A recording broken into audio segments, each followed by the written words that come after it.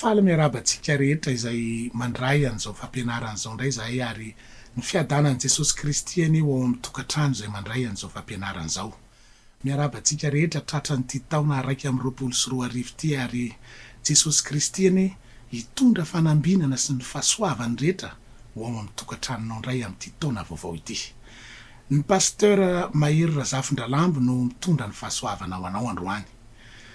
Ny fanahy masina ny hitari-dalana antsika ary anokatra ny fotsika tsirairay avy ka anokatra ny masom-panahintsika. Tamin'ny farany teo tsika dia nianatra ny atao hoe fanjakan'ny Bibidina ny gouvernement mondial na nouvel ordre mondial na ilay fanjakana tokana hitsangana ao anatin'ny vanim-potoana ny lazain'i Jesosy Kristy hoe fahoriana lehibe. Milaza ny Baiboly fa anaiky sy akohaka eo amin'io fanjakana tokana hitsangana io daholo ny olona rehetra monina ambonin'ny tany. Ho an'izay miakohaka eo amin'io fanjakana io anefa dia tsy hanoratra ny anarany ao amin'ny bokin'ny fiainan'ny zanak'ondry Andriamanitra. Hoy ny Apokalipsy 3:10-9 manao hoe ary akohaka eo anoloany ny olona rehetra monina ambonin'ny tany dia izay tsy manana ny anarany voasoratra eo amin'ny bokin'ny fiainan'ny zanak'ondry. Fandrika ara-panahy na bomba amilevy na ara-panahy lehibe apetraky ny devoloan'ny olona rehetra eto ambonin'ny tany zany ary soa ihany ianao fa maheno an'izao fampianaran'izao mba tsy hahatratranao zany tenin'Andriamanitra zany. Androany tsika dia mbola hijery bomba amilevy na lehibe anankiray manaraka apetraky ny devoly amin'ity fanjakan'ny gouvernement mondial ity ihany satria hoy ny Baiboly hoe anisy marika ny olona rehetra izy.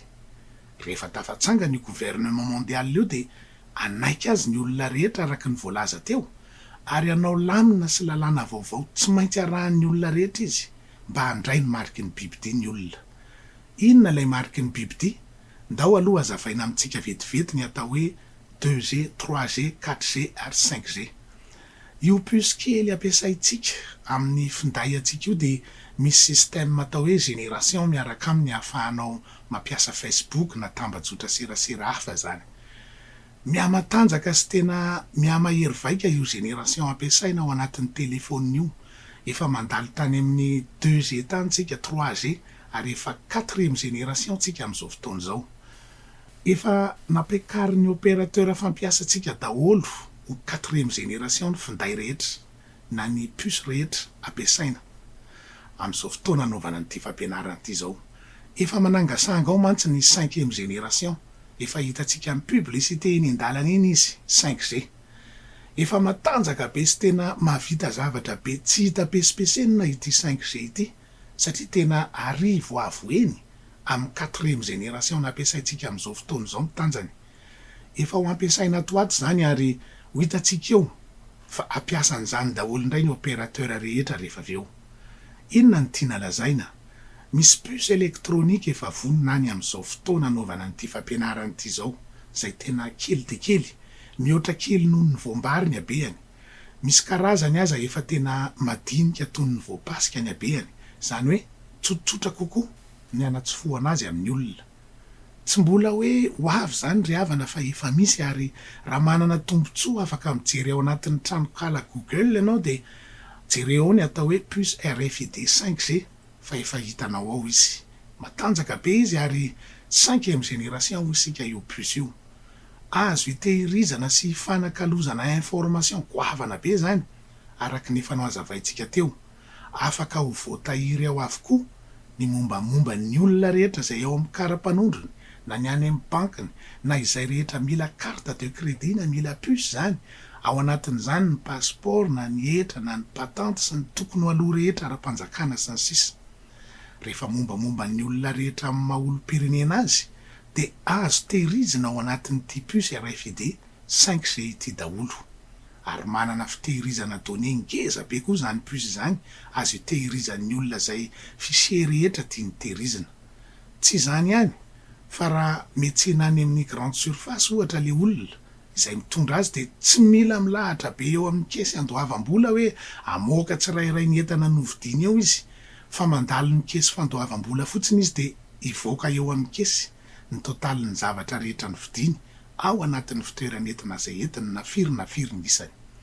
Tena manamora fiainana zany ary azo lazaina fa tena tonga eo amin'ny faratapon'ny teknôlôjia ny olombelona amin'izao fotoana zao amin'ny alalan'ny ty 5e génération ity.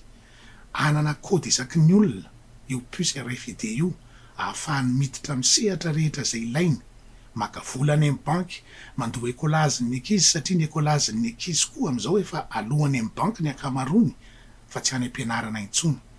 Na ny kôdin'ny telefônina na inona mila kody de kôdy ray ihany ny lakile mamaza ilainy rehetra, atambatra ao anatin'io puce RFID io daholo zany rehetra zany de kôdy ray ihany sisa ampiasaina. Ho atsofoka atsosokoditra eo amin'ny tanana ankavia na eo amin'ny andrina no ampiasaina azy amin'ny olona de mazava ho azy fa misy appareil avy eo mamaky azy. Efa manomboka manomana sy mampiasa ny puce électronique RFID io zao tontolo zao amin'izao. Any ivelany any ampitan-dranomasina any de efa maro ny tranon-asa tsy maintsy asiana an'io puce RFID io ny olona rehetra miasa ao vao mahazo miasa ao amin'ilay toerana, ary efa tao amin'ny olona maro mba ho ampiasaina amin'ny teknôlôjia hafa maro isan-karazany zany puce RFID zany mba ho zatra ampiasa azy sy ankina amin'ny olona. Efa betsaka ho ihany velany any ny olona efa mitondra sady an'ity puce RFID ity. Ireto tranon-asa hitanao reto zao de anisan'izany tsy maintsy mitondra an'io puce RFID 5G io vao mahazo miasa ao, satria amin'ny alalan'izany ohatra no ahafahana manara-maso sy mikontrôla ny mpiasa rehetra, ny fahatongavany na tsy, ny ora fidirany, ny fahatarany sy ny sisa, sy izay azo araha-maso rehetra amin'ny momba ny asany. Fa ty Afrika aloha de zarina tsikelikely ny olona amin'izao ampiasa puce. Zany no antony mampiroborobo be ny teknôlôjia amin'izao satria tsy hisy intsony ao aoriana kely ao ny lela vola mandehandeha fa puce no ampiasaina de vita ny fifanakalozana ara-barotra rehetra. Zarina mampiasa puce sika zao ary tsy ho afaka amin'ny intsony rehefa kelikely eo. Fantatsika ao anatin'izao fanapariahana ny aretina COVID-19 zao fa mifindra amin'ny alalan'ny fifanolorana lela vola io aretina io de tsy azo ampiasaina tsony lela vola rehefa kelikely eo fa puce amin'izay ny terena tsy maintsy ho ampiasain'ny olona rehetra de andray sy ampiasan'izany fotsiny ilay gouvernement mondial rehefa hitsangana izy. Efa misy fikarohana amin'izao ataon'ny manam-pahaizana mba ahafahana mahita an'io aretina io ao anatin'ny olona amin'ny alalan'ity teknôlôjia 5G ity. Ity robot vita sinoa ity zao ohatra de mampiasa ny teknôlôjia 5G ka afaka mahita avy hatrany amin'ny alalan'izany teknôlôjia 5G zany ny olona zay mandalo eo anoloany ka mitondra ny otrikaretina COVID-19 io. Tsy maintsy mitondra puce koa nefa le olona vao afaka hita zany. Tonga de fantatra amin'ny alalan'ity teknôlôjia avolenta ity ny olona mitondra ny otrikaretina COVID-19. Io ny fomba hanerenan'ny olona rehetra andray sy ampiasa an'ity puce 5G ity ao aorianao satria izay tsy mitondra n'ilay puce 5G zany de tsy ho fantatra mihitsy na mitondra otrikaretina izy na tsy. Azo antoka fa ho terena noho izany ny olona rehetra tsy maintsy hitondra an'ity puce ity tahaka ny fitondra arovava ankehitriny ihany. Efa ela no nahenona an'izany teny zany tamin'ny torin'ny mpitoriteny matetika nanomboka tany amin'ny taona 70 tany ho any 770 hoe ho avy ny fotoana tsy afaka hividy sy hivarotra intsony ny olona raha tsy mitondra marika anankiray. Mbola nanjavozavo izy tamin'izany hoe ahoana no hatanterahany fa ny teknôlôjia sy ny fandrosoana misy amin'izao fotoana iainantsika zao no ahafahan'izany faminanian'izany ho tanteraka. Efa hitan'Andriamanitra meloa daholo zany zava-mitranga zany ary efa nampanoratan'ny apôstôly Jaona zany, izay efa 2 taona lasa nanoratana azy tao amin'ny Baiboly. Tsy afaka ho tanteraka zany ho iaraka tsy amin'izao fotoana iainantsika zao amin'ny alalan'io puce RFID 5G io. Hoy ilay faminaniana ao amin'ny Apokalipsy 3:12 ka hatramin'ny 7:10 manao hoe ary ny olona rehetra na ny kely na ny lehibe na ny manan-karena na ny malahelo na ny tsy andevo na ny andevo de ampandraisy ny marika eo amin'ny tanany ankavanana na eo amin'ny andriny avokoa mba tsy hisy ahazo hividy na hivarotra afa-tsy izay manana ny marika de ny anarany bibidy na ny isan'ny anarany. Faminaniana ny an'ilay puce nyresahantsika teo avy io.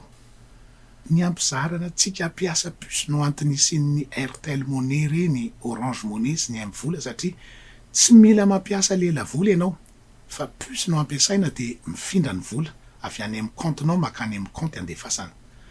Tsy mbola milaza akory hoe ratsy reny, fa za zay miteny aminao zao aza de mampiasa an'ireny satria tena mandamina be tokoa le izy, fa te ampiomana antsika fa fanazarana antsika sy lalana makany io ampiasa an'io marika io.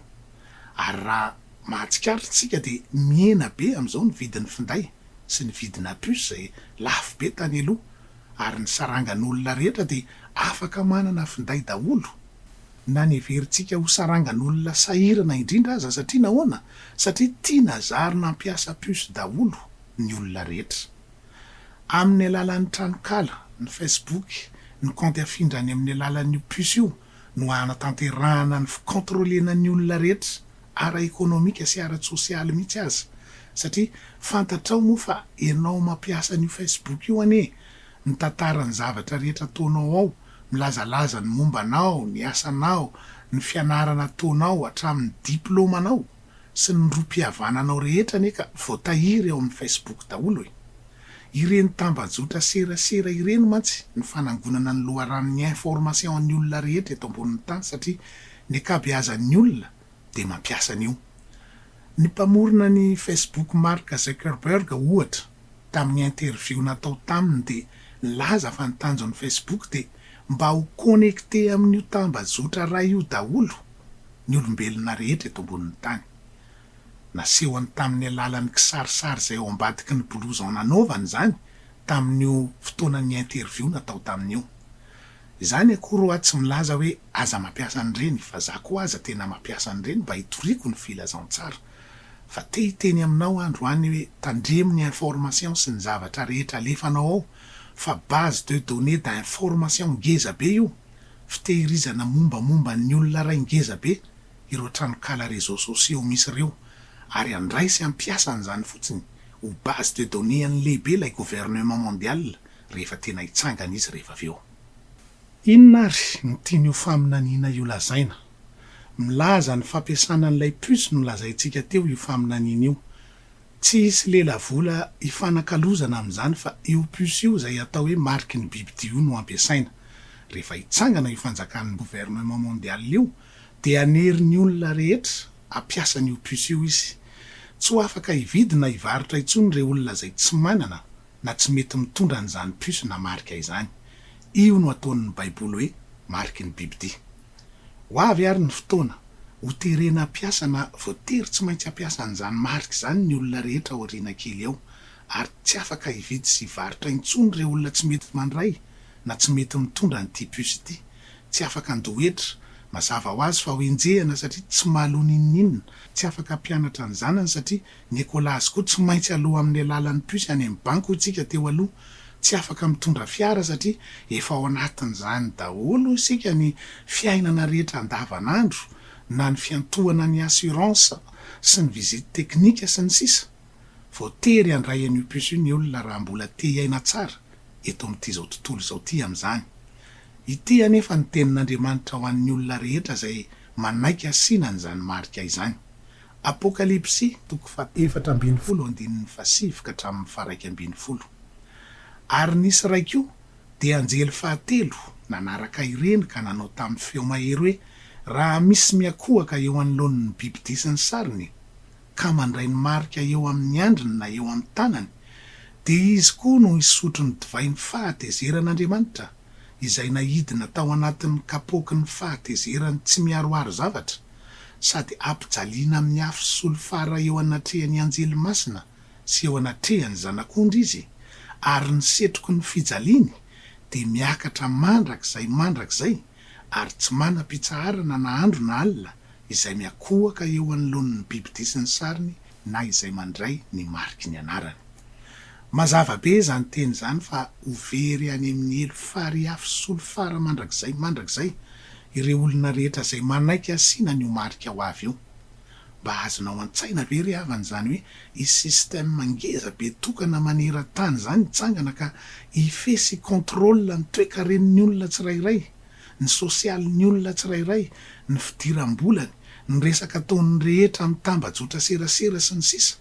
Efa manomboka miditra amin'izany tsika amin'izao fotoana misy an'ty areto mandringany ity zao manomboka miditra contrôle ny olona tsirairay avy am'izao fotoana zao ny mondialisation ka ny fiainany ray manontolo de miankina ny code secret anankiray omena azy rehefa manaiky hitondra sy ampiasa an'io code secret tokana io izy de misokatra ny lalam-piainany rehetra fa rehefa tsy manana an'io izy de tsy ahita ravina varatra eto amin'ity zao tontolo zao ty ny dikan'izany de anana fahefana amin'ny alalan'ny teknôlôjia avolenta ny devoly am'izany fitehirizana ny fiainan'ny olona zany ka izay tsy manaiky homena kody idirana am'izany de tsy afaka hivelona tsy afaka hividy ary tsy afaka hivarotra nisy boky nosoratan'ny filoha rosianina teo aloha zay mitondra ny lohateny hoe perestroika izay nosoratan'ny filoha Gorbatchev zany tamin'ny taona 1770 de hoy izy ao anatin'io boky io hoe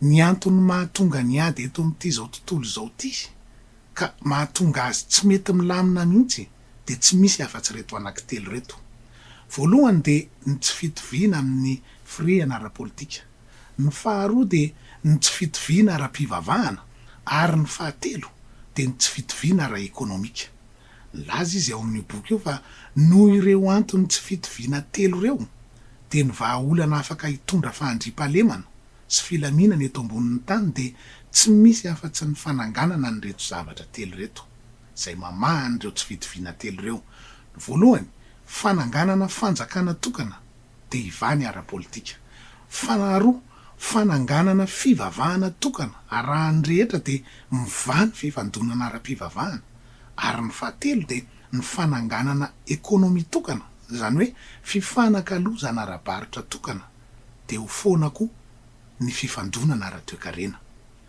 tamin'ny 1770 tsika teo io filoha rosianina io no nanoratra an'izany boky zany fa gaga ianao nilazako fa ireo famahana olan'ireo ihany no faminaniana lazain'ny baiboly ataon'ilay nouvel ordre mondial zay efa nisoratan'ny apôstôly Jaona 2 taona lasa ao amin'ny apokalipsy 3:10 miresaka ny baiboly ao fa ho avy ny fotoana isian'ny gouvernement mondial ny religion mondial ary ny ekonomia mondial de tena mitovy am'le vahaolana ny lazain'ny filoha rosianina teo tao amin'ny bokiny mihitsy ny apokalipsy 3:10 andininy voalohany ka hatramin'ny fahavalo de milaza n'ilay gouvernement mondial zay hoentin'ilay président mondial efa hitantsika tamin'ny lesona teo aloha ny apokalipsy 3:10 andininy 1:12 ka hatramin'ny 5:10 de milaza ny fisian'ny religion mondial izay tsangana koa tarihan'ilay lazain'ny baiboly hoe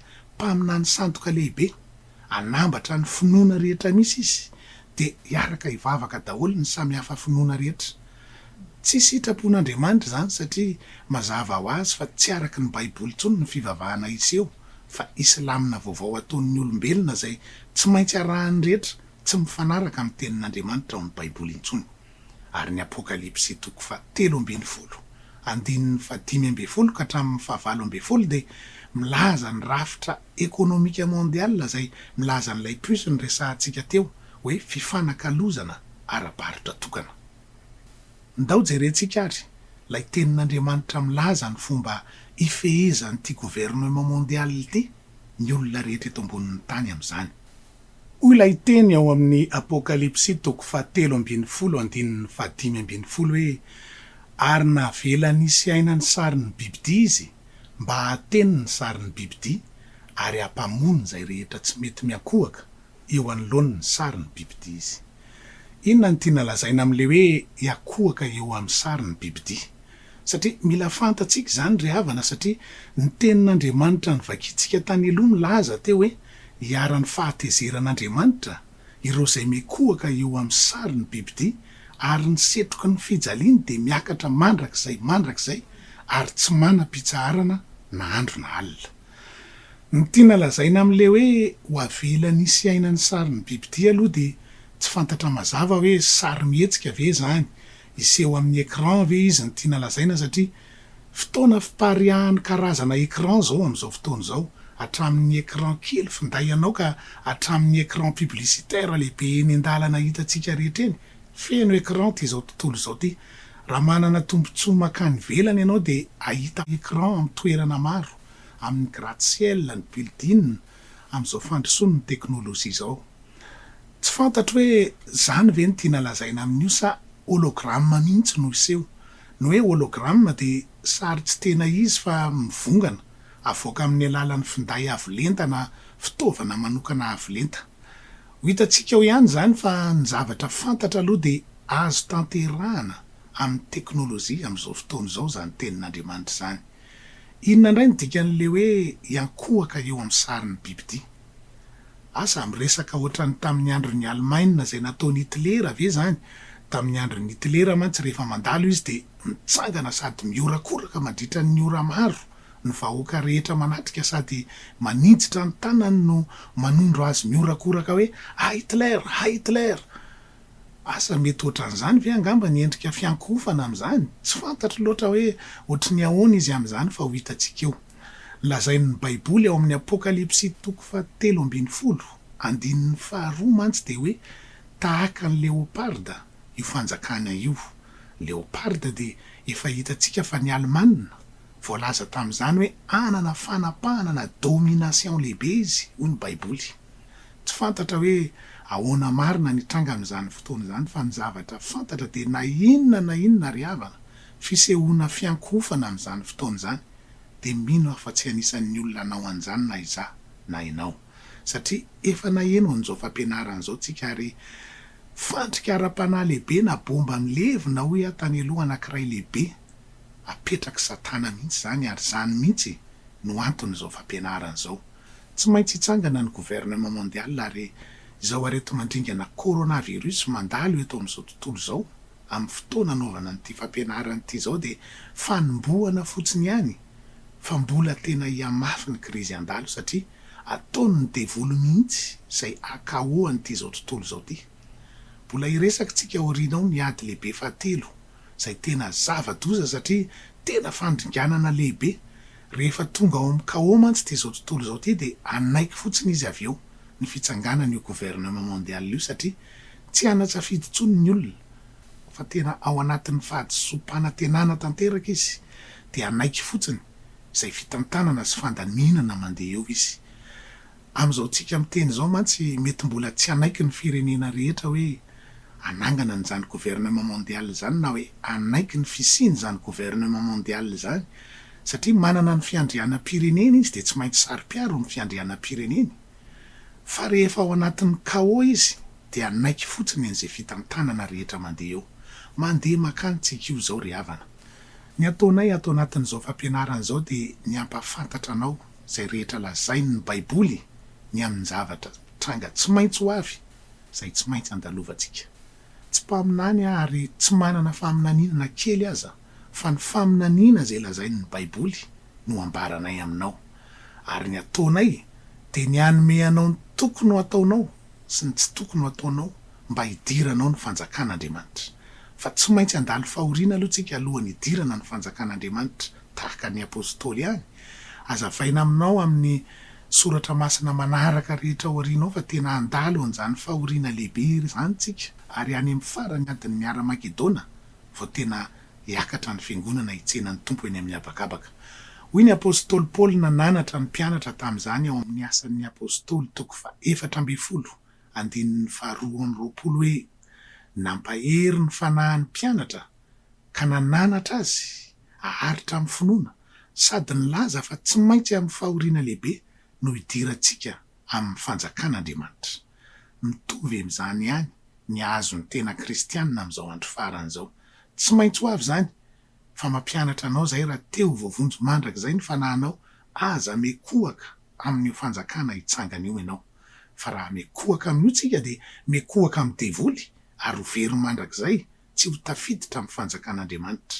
Tsy izany no mitenin'izany fa ny Baiboly. Hoy ny Apokalipsy 7:12 efa hitantsika tany amin'ny lesona tany aloha hoe ary lay dragona nanome azy ny heriny sy ny seza fiandrianany ary fahefana lehibe. Ny Apokalipsy 2:20 no milaza fa lay dragona dia lay mena rana ela atao hoe devoly sy satana izay mamitaka izao tontolo izao. Tsy maintsy voafitaka izao tontolo izao satria tsy maintsy tanteraka io tenin'Andriamanitra io. fa ianao na eno an'izao fandaharan'izao aza manaiky voavitaka ianao satria tsy natao hipetraka fotsiny ao anaty baibolinao reo tenin'ireo ry havana fa natao ampitandremana antsika aty amin'ny andro farany ary zany misy ao anay ka mila fantatrao zany tenin'Andriamanitra zany mba hiomananao anananao fiainana mandrakizay tsy reraka mihitsy zay mamerina an'le hoe tsy ho tanteraka ny teny rehetra ataon'Andriamanitra lioka toko voalohany 7:7 ary tsy reraka mihitsy kio zay mamerina ny teny hoe tsy natao fampitahorana anao zao fampianarana zao fa natao fampiomanana sy fampitandremana amin'ny zavatra rehetra tsy maintsy andalovantsika amin'izao andro farany zao. Tapitra indray ny lesintsika androany raha nahatsikaritra ianao de tena nametraka safidingeza be eo anoloantsika ny baiboly tamin'ny fampianarana androany ny famonjena mandrakizay sa ny fariafo mandrakizay inona ny safidinao. Ny tena marina de voasoratra ao anatin'ny baiboly ny zava-mitranga rehetra ary tsy maintsy tanteraka de mazava ho azy fa zay lazainy ny baiboly ihany koa zany ny tokony ataontsika satria voasoratra ao daholo koa ny tokony atao rehetra ka inona ary no atao satria tsy afaka hivelona amin'izany fotoana zany zay tsy manaiky mekohaka sy tsy manaiky mitondra ny ho mariky ny biby io.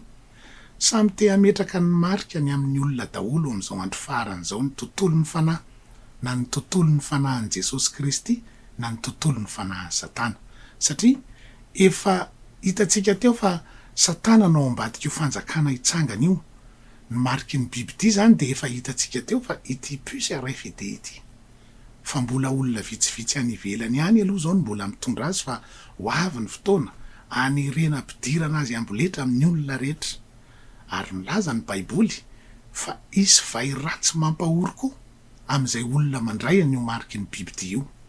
Ity puce RFID ity tokoa mantsy de mifono fitaratra ary ny vatoaratra na ny pilina miasa ao aminy de vita amin'ny lithium araky ny filazan'ny mpandinika de miteraka kansera marary be tokoa ny lithium maratafiditra ao amin'ny vatan'ny olona ka vaky ao zany le fitaratra de izany angamba no hitranga raha sendra vaky ao anatin'le vatan'le olona mitondra azy tokoa io puce RFID kely io.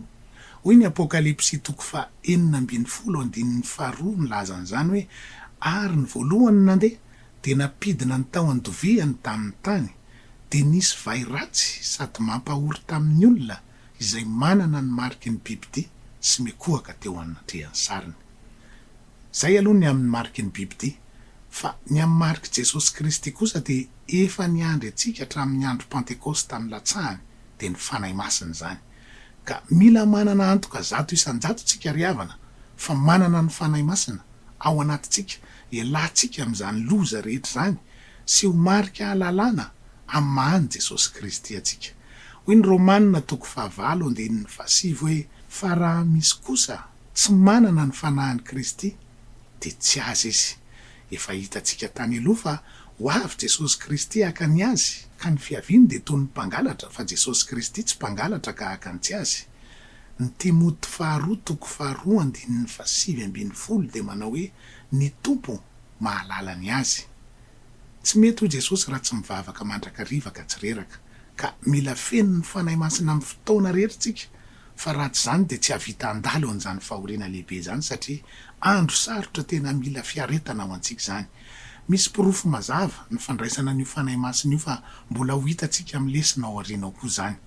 Ny afatra lehibe apetraka aminao manatona ny fiavian'i Jesosy Kristy tsika zao ary tena mandeha aingana be ny fotoana indrindra mandeha aingana be koa ny planiny devoly manatanteraka ny azy. Tsy misy nanapony fiavian'ny aretina COVID-19 teo tsika na iray aza fa samy tratra ny tampoka daholo ka tsy afaka nanao ninninna meloa tamin'ny vokadratsiny zany teo amin'ny fiainantsika tsy nampozana ary ankehitriny de tsisy alalany ampitso ihany koa isika hoe inona indray no hitranga raha ampitso.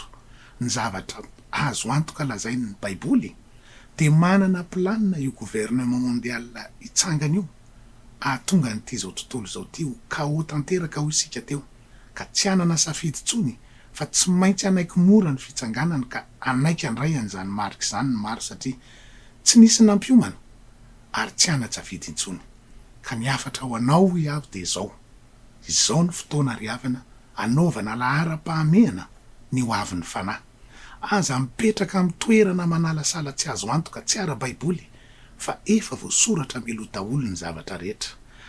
Aza atao tahaka ny manao loto no avy ny fanahinao ka apetraka amin'ny fanantenana tsy azo antoka fa ianary ny baiboly, fa tena ho avy ny tompo sy ny mpanjaka ny mpanjaka. Efa nianarantsika tamin'ny fandaharana tany aloha fa efa tena mifanotona miaraka tanteraka daholo ireo famantarana rehetra amin'ny fiaviany, ary arak'ireo efa hitantsika hatreto aloha de tena efa tombotra ny andro. Aza miandry varavarana hidy vao andondona, fa teny mbola mivony varavaran'ny famonjena midiry ianao. Ao am' Jesosy Kristy irery ihany no misy ny famonjena, ao am' Jesosy ihany no misy fialofana, ary ny atao hoe ao am' Jesosy Kristy de misy refo mazava tsara zay ho azavainay amin'ny Tsipriany zany any amin'ny lesona momba an'izany mitondra ny lohateny hoe ny filazantsara ny fanjakan'Andriamanitra. Ametraka anao amin'ny toerana feno, famonjena feno, satria rehefa tonga Jesosy Kristy de ametraka an'izany fanjakan'Andriamanitra zany izy, ka ianarantsika ny fomba fidirana an'izany amin'ny Tsipriany. Atonga anao tsy salasala intsony, fa anana fanantenana mahafinaritra mandrakizay, ary anana antoka fa hiakatra tokoa rehefa tonga Jesosy Kristy. Amin'ny lesona manaraka tsika de mbola hianatra famantarana lehibe manaraka indray. Aza vela isy anakana anao tsy aheno an'izany, manome fotoana anao ary amin'ny lesona manaraka indray. Veloma tokoa.